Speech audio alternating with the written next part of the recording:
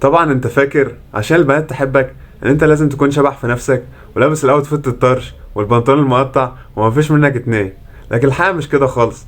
الحقيقة ان البنات نفسها تشوف شخص مسؤول، شخص عارف ربنا، شخص بيراعي ربنا فيها وفي ولادها اللي هتجيبهم، شخص يكون حنين عليها ومش قاسي وبيعرف يحتويها.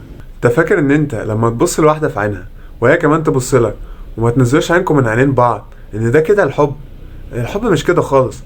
الحب انك تغض بصرك عنها لغاية ما تبقى حلالك، وتغض بصرك في العموم عن اي بنت ماشية في الشارع.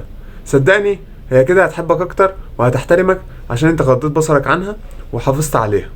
واهم حاجة ان انت ما تحاولش تجذب حد ليك، خليك على طبيعتك، واللي هتحبك زي ما انت، وهتبقى كمان شايف عيوبك مميزات لو هي فعلا بنت الحلال اللي تستاهلك. واخيرا حاول ان انت تكون تقيل، ما تكونش مدلوق. البنات بتحب الراجل التقيل الكاريزما في نفسه كده اللي مش اي بنت تعجبه. وكمان عشان اي حاجة حرام هتعملوها قبل ما يكون في اي حاجة رسمي بينكم، ربنا مش هيبارك لكم في العلاقة وهيبقى غضبان عليكم. دايما خلي ربنا هو الهدف. انت جاي عشان تعبد ربنا، مش جاي عشان تعجب حد. وما خلقت الجن والانس الا ليعبدون. ربنا يرضى عني وعنكم. وفي نهاية الفيديو ما تنسوش تدعمونا بلايك وتشتركوا في القناة وتفعلوا زر الجرس عشان يوصلكوا كل جديد. والأهم من كل ده ما تنسوش تصلوا على النبي. والسلام عليكم ورحمة الله وبركاته.